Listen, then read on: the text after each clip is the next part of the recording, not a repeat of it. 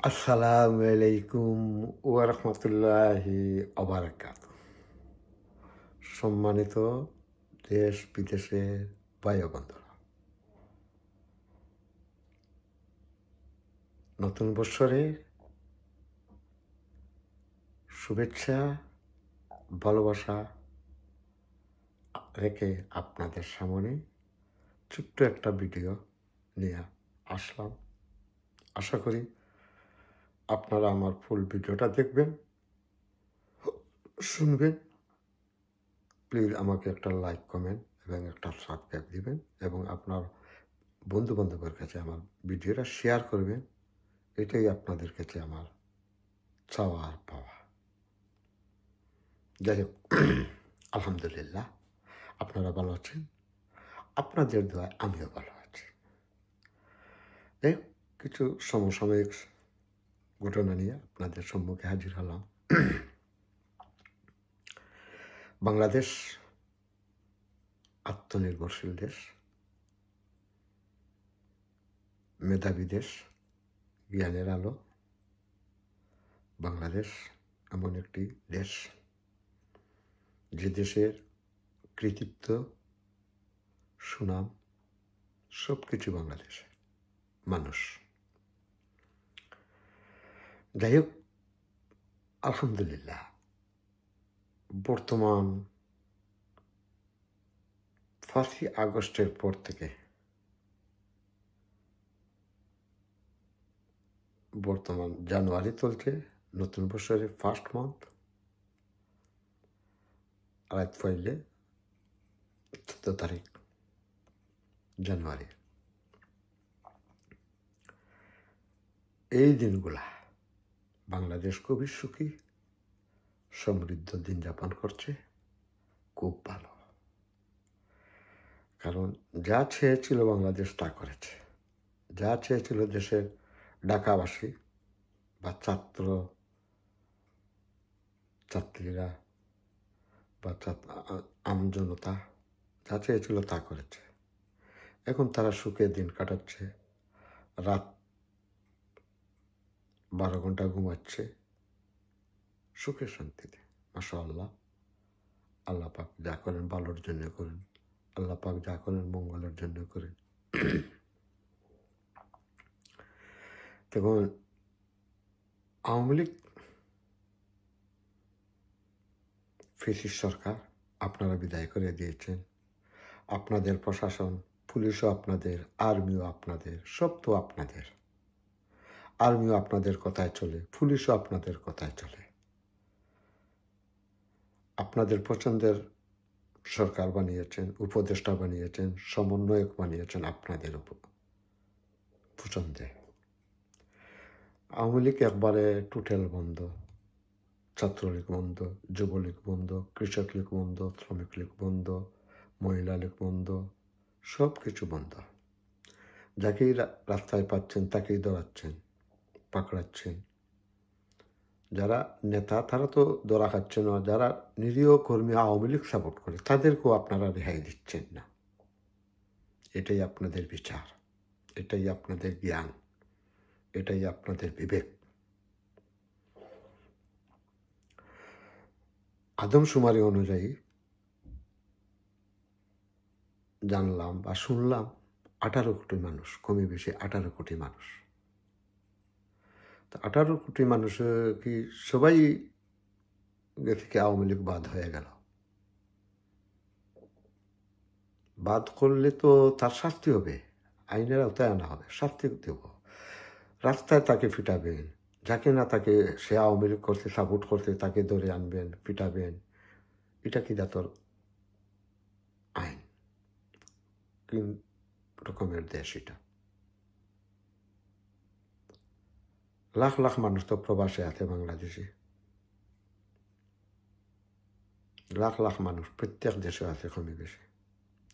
তার দেশে এই ধরনের ব্যবহার তারা করে না, এই ধরনের আচরণ তারা করে নাই।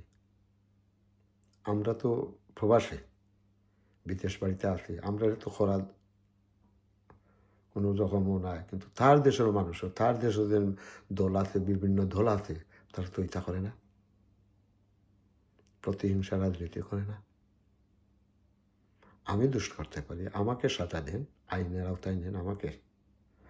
তো আমার দোষের কারণে অন্যজনকে রাস্তায় পিটাবেন, লুঙ্গি ছিঁড়ে নেবেন, কাপড় ছিঁড়ে নেবেন, এটা তো হতে পারে না।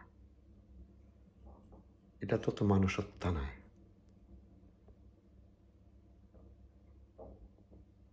যাই হোক, এখন তো কিছুদিন বাক্যাদিন আগে দেখলাম জাহাঙ্গীরনগর বিশ্ববিদ্যালয় থেকে তারা মিছিল দিচ্ছে। কি মিছিল দিচ্ছে? সব শালারা বাটপার, বুঝে গেছি সব শালারা বাটপার,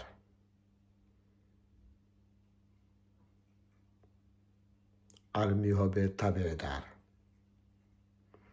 স্লোগানটা তারা দিচ্ছে।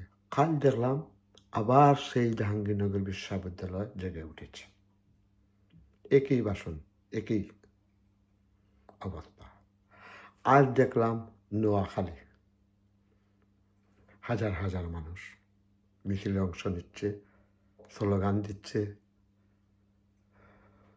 ঝাড়ু দিচ্ছে ডক্টর ইউনূসরে, তার পুষ্পস্থলী আগুন দিয়ে জ্বালাচ্ছে।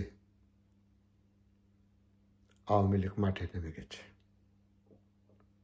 খণ্ড খণ্ড মিছিল নিয়ে আস্তে আস্তে আস্তে আস্তে আওয়ামী লীগ মাঠে নেমে গেছে।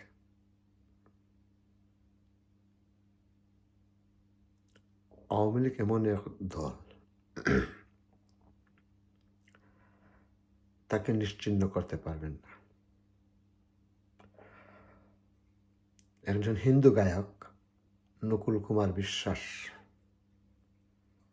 একটি মাদ্রাসায় তাকে আপ্যায়ন করা হয়েছিল, আমন্ত্রণ জানানো হয়েছিল। তো মাদ্রাসা দেওয়ার পরে সে একটি গান গেয়েছিল আর একটা কথা বলেছিল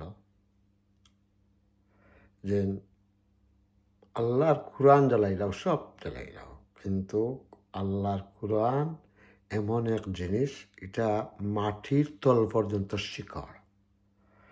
তুমি কয়জনকে মারবা? আল্লাহর কোরআনের হাবিজ যারা কোরআন মুখস্থ করেছে, অন্তরে ঢুকাইয়াছে, এক ব্যক্তিও যদি দুনিয়াত পেতে থাকে তাহলে আল্লাহর কোরআন জীবিত। তো এটা আমার লাগি, আপনারা আল্লাহর মধ্যে আমার মাফ করবা, এই জিনিসটা নিয়ে উদাহরণ দেওয়াটা রাইট না। কারণ আল্লাহর কোরআন আসমান আর পাতাল, এটা আমিও বুঝি। তো একটা কথার লোকের একটা উদাহরণ আমি দিচ্ছি, সাধারণ নর্মালকে, আমার ক্ষমা দৃষ্টিতে দেখবেন যে আওয়ামী লীগ এমন এক জিনিস, এটা শিকড় কতখান গেছে একমাত্র আল্লাহ পাক জানেন। তার 14 পুরুষ আওয়ামী লীগ করে, যে ফ্যামিলিতে আওয়ামী লীগ তার 14 পুরুষ আওয়ামী লীগ। এটা যদি ফুঙ্গা টুঙ্গা অদ্গ হয়, অন্য দলে দায়িত্ব কি পারে, বিএনপিও দিতে পারে বা শিবিরও দায়িত্ব কি পারে, কারণ শিবির এটা তো ডেঞ্জার, আর জামাত ইডিওটা তো ডেঞ্জার, দায়িত্ব কি পারে। কিন্তু প্রকৃতপক্ষে যারা আওয়ামী লীগ করে এরা কোনোদিন কোনো দলে যাবে না, এরা বেইমানি করবে না, দলের সাথে বেইমানি করবে না। যারা লুবি এরা বেইমানি করে, যে কোনো দলের হোক এরা বেইমানি করে, পয়সার বিনিময়ে বিক্রি খায়। তো এখন তো আস্তে আস্তে আওয়ামী লীগ গরম হওয়া যাচ্ছে। এর ফলে 5ই আগস্টের পর থেকে আজ পর্যন্ত ইউটিউবে যতটা চ্যানেল, যতজন মিডিয়া সাংবাদিক, বড় বড় সাংবাদিক, এখন ফার্স্টে যে সমালোচনা আওয়ামী লীগের বিরুদ্ধে করছে, বর্তমানে তারাই ইউটিউব তাদের চ্যানেলে জরিপ চালিয়েছেন একাধিকবার, একবার নয়, দুইবার নয়, একাধিকবার জরিপ চালিয়েছেন। যেন এই মুহূর্তে বাংলাদেশে যদি নির্বাচন হয় আপনি কাকে ভোট দেবেন। যেমন সাংবাদিক মাসুদ কামাল সাহেব, সাংবাদিক পিনাকি ভট্টাচার্য, আবার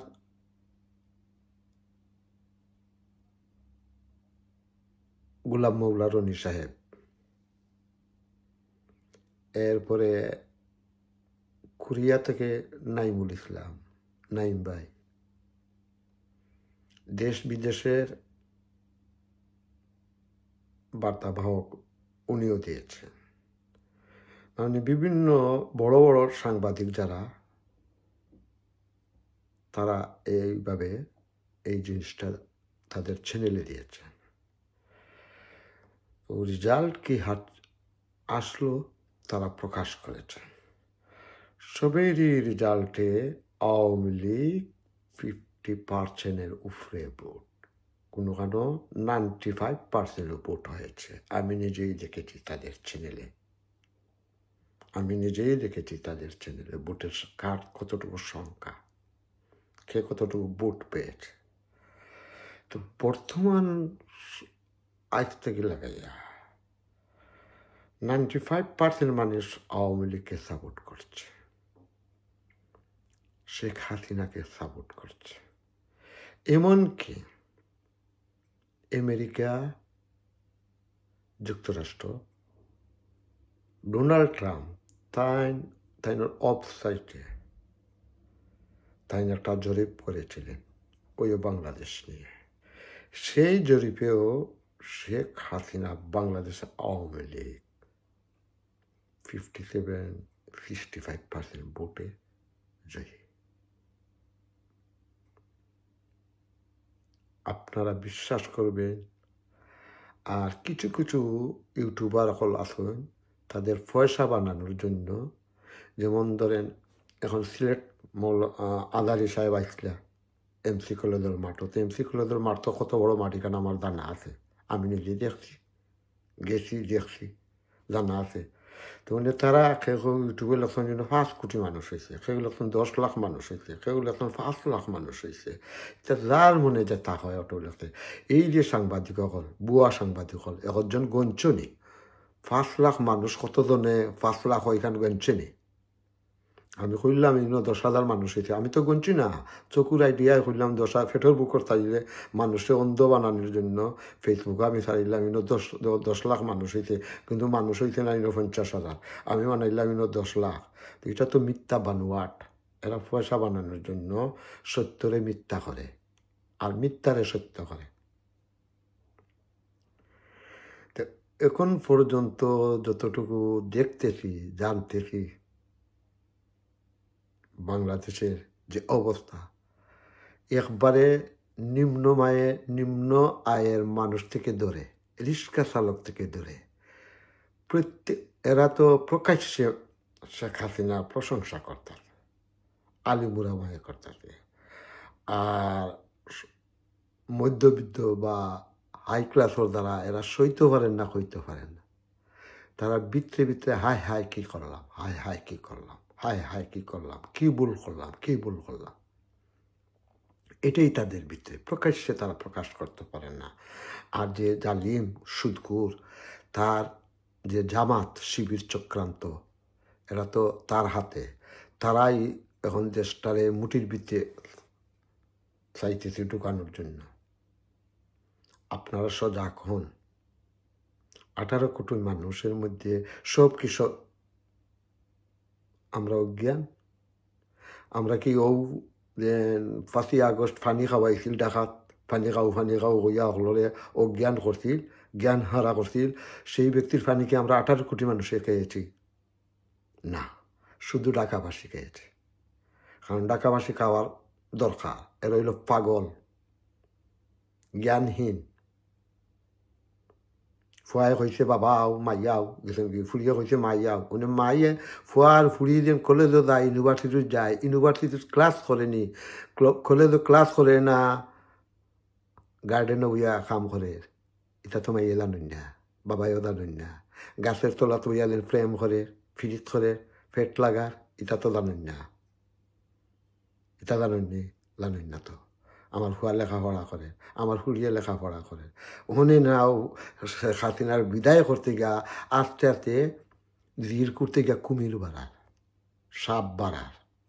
এখন মার বাপর মুখ চাই খালি ফরছে, অকলটি নিরাই ওই বই থাকছে, নীরব ভূমিকা নিচ্ছেন।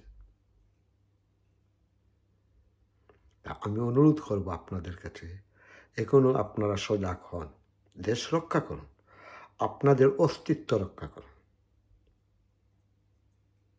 কাকে ভোট দিবেন, কাকে সরকার বানাবেন, এটা আপনাদের, এটা আপনাদের।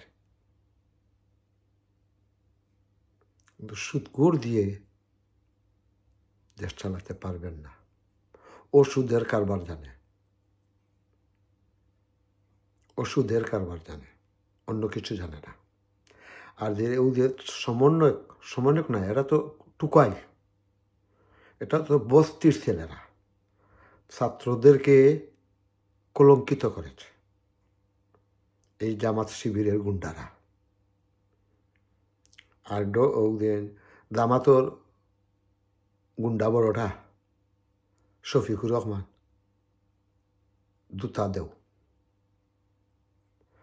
এও প্রকাশ করে দেও যে রেডি হয়ে যাও, প্রস্তুত হয়ে যাও, ফাঁসির জন্য তুমি প্রস্তুত হয়ে যাও।